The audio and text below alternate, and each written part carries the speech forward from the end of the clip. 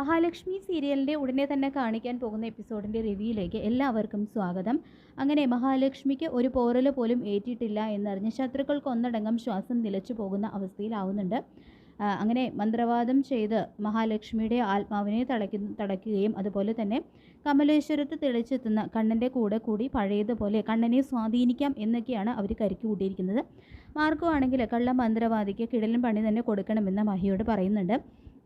ഇത്തരം ആഭിചാര ക്രിയകളുടെ പേരിൽ ആരുടെ കയ്യിൽ നിന്നും ഇനി അയാൾ പണം തട്ടാൻ ഇടയാവരുത് എന്നും മഹിയോടായിട്ട് പറയുന്നുണ്ട് കേട്ടോ മാർക്കോ.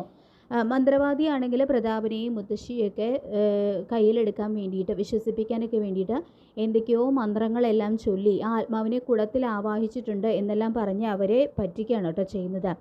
ആ ആത്മാവ് ഒഴിഞ്ഞു പോയിയൊന്നും ഇനി ഒന്നുകൊണ്ടും പേടിക്കണ്ട എന്നും മന്ത്രവാദി പറയുന്നത് കേട്ട് ശ്വാസം നേരെ വീഴുകയാണ് പ്രതാപൻ്റെയും മുത്തശ്ശിയുടെയും ഉണ്ണിയുടെയും കരുണയുടെയും.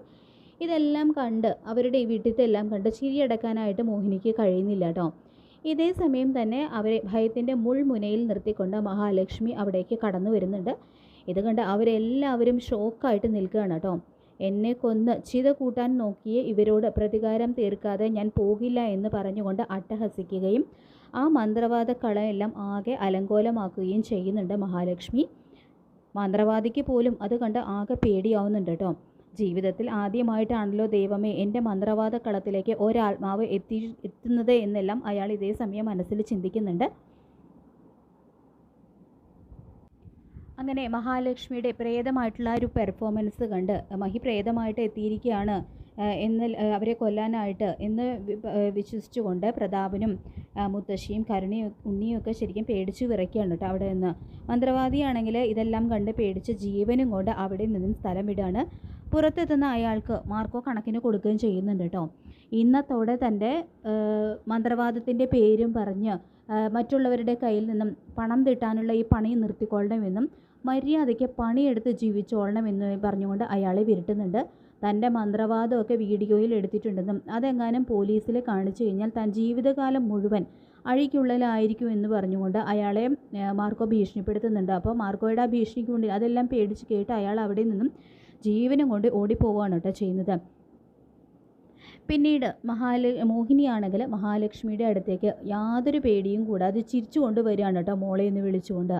അപ്പോൾ ഇത് കാണുന്ന മുത്തശ്ശിയാണെങ്കിൽ ഏതാടാ പ്രതാപ, നിൻ്റെ ഭാര്യ എന്താടാ ഈ കാണിക്കുന്നത്? സ്വന്തം മോളാണെങ്കിലും അവളിപ്പോൾ ഒരു പ്രേതമല്ലേ എന്നൊക്കെ പറയുമ്പോൾ അതാ അമ്മേ എനിക്കും മനസ്സിലാക്കാത്തത് എന്ന് പറയുന്നുണ്ട് പ്രതാപൻ. തുടർന്ന് മോഹിനി പ്രതാപൻ്റെയും മുത്തശ്ശിയുടെയും നേരെ തിരിയാണ്. എൻ്റെ മോളെ കൊന്ന് മോളുടെ ചിത കൂട്ടാൻ നോക്കി നിങ്ങളെ ഞാൻ വെറുതെ വിടില്ല. മോളെ കാണാതായതിന് പിന്നിൽ നിങ്ങൾക്കാർക്കും ഒരു പങ്കുമില്ലെന്ന് പറഞ്ഞ് എന്തൊരു അഭിനയമായിരുന്നു നിങ്ങൾ എൻ്റെ മുന്നിൽ കാഴ്ചവെച്ചത് എന്നെല്ലാം മോഹിനി അവരുടെ നേരെ തിരിഞ്ഞ് പറയുന്നുണ്ട് കേട്ടോ. എനിക്ക് എൻ്റെ മോള് ഇന്ന് എന്നെ കാണാൻ വരുമെന്ന കാര്യത്തിൽ ഉറപ്പുണ്ടായിരുന്നു എന്ന് മോഹിനി പറയുന്നത് കേട്ട് അത് ഞെട്ടി നിൽക്കുകയാണ് കേട്ടോ പ്രതാപനും ഉണ്ണിയും കരുണയും മുത്തശ്ശിയൊക്കെ. തുടർന്ന് മോളെ എന്ന് മോഹിനി വിളിക്കുമ്പോൾ അമ്മയെന്ന് തിരിച്ചു വിളിക്കുന്നുണ്ട് കേട്ടോ മഹാലക്ഷ്മിയും. തുടർന്ന് മഹാലക്ഷ്മിയോടായിട്ട് പ്രതാപം പറയുന്നുണ്ട്, ഞങ്ങളെ ഒന്നും ചെയ്യരുത്, ഞങ്ങൾക്കൊരു തെറ്റ് പറ്റിപ്പോയി, ഞങ്ങളെ ജീവിക്കാൻ അനുവദിക്കണം, മനസ്സമാധാനമായിട്ട് ഉണ്ണുകയോ ഉറങ്ങുകയോ ചെയ്തിട്ട് എത്ര ദിവസമായി എന്നെല്ലാം പ്രതാപനും മുത്തശ്ശിയും താണുകയാണ് പറയുമ്പോൾ ആരുടെയും ജീവൻ എടുക്കാനല്ല എല്ലാവരുടെയും നന്മ ആഗ്രഹിക്കുന്ന ഒരു മനസ്സാണ് എൻ്റെ മോളുടേത്. അതുകൊണ്ടാണ് നിങ്ങളൊക്കെ ഇപ്പോഴും ജീവനോടെ ഇരിക്കുന്നത് എന്ന് മോഹിനി പറയുന്നത് കേട്ട് പ്രതാപനും മുത്തശ്ശിക്കും കരുണയ്ക്കും ഉണ്ണിക്കും ഒന്നും കാര്യം മനസ്സിലാകുന്നില്ല കേട്ടോ. അപ്പോൾ അവരെന്താണെന്ന് മനസ്സിലാകാതെ മുഖത്തോട് മുഖം നോക്കുകയാണ്. നീ എന്തൊക്കെയാ മോഹിനി പറയുന്നതെന്ന് പ്രതാപൻ ചോദിക്കുമ്പോൾ എൻ്റെ ലക്ഷ്മി മോൾക്ക് ഒരു പോറൽ പോലും ഏറ്റിട്ടില്ല. നിങ്ങളെല്ലാവരും കൂടി കൊന്ന് ചിത കൂട്ടാൻ നോക്കിയ എൻ്റെ മോളുടെ രണ്ടാം ജന്മമാണിത്. കണ്ണനെയും ലക്ഷ്മി മോളെയും തമ്മിൽ വേർപിരിക്കാൻ ദൈവങ്ങളല്ലാതെ നിങ്ങൾ ആര് വിചാരിച്ചാലും ഒരിക്കലും സാധിക്കില്ല. കാരണം ദൈവമായിട്ടാണ് അവരെ കൂട്ടിച്ചേർത്തത് എന്ന് മോഹിനി പറയുന്നത് കേട്ട് മരവിച്ച പോലെ നിൽക്കുന്നുണ്ട് കേട്ടോ പ്രതാപനും മുത്തശ്ശിയും കരുണയും ഉണ്ണിയൊക്കെ. അപ്പോൾ ഞങ്ങളിവളുടെ പ്രേതത്തെ കണ്ട് പേടിച്ചോടിയതോ എന്നെല്ലാം പ്രതാപൻ ചോദിക്കുമ്പോൾ എൻ്റെ മോളുടെ ചിത കൂട്ടാൻ നീക്കിയ നിങ്ങളൊന്നും അതിനുശേഷം സന്തോഷത്തോടെയും സമാധാനത്തോടെയും ജീവിക്കരുത്, ഉണ്ണുകയും ഉറങ്ങുകയും ചെയ്യരുത് എന്ന് ഞങ്ങൾക്ക് നിർബന്ധമുണ്ടായിരുന്നു എന്ന് മോഹിനി പറയുന്നുണ്ട്.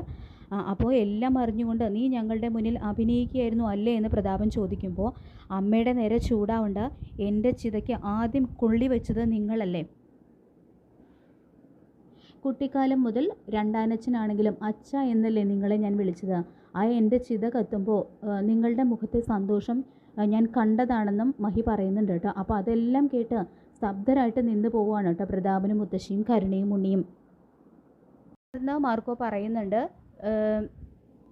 തൻ്റെ കൂടെ നിന്ന ആ മേഘനും അതുപോലെ തന്നെ മഹാലക്ഷ്മിയുടെ മരണം കേക്ക് മുറിച്ച് ആഘോഷിക്കാൻ മുന്നിൽ നിന്ന് കണ്ണൻ സാറിൻ്റെ രണ്ടാനമ്മയ്ക്കുള്ളത് കൊടുക്കാനുണ്ട് എന്ന് ഇനി ഇവിടെ നടന്നത് അതിന് മുമ്പെങ്ങാനും നിങ്ങൾ വിളിച്ച് അവരെ അറിയിച്ചു കഴിഞ്ഞാൽ ഉണ്ടല്ലോ എന്ന് പറഞ്ഞുകൊണ്ട് പ്രതാപിനെ വിരട്ടുന്നുണ്ട് കേട്ടോ മാർക്കോ.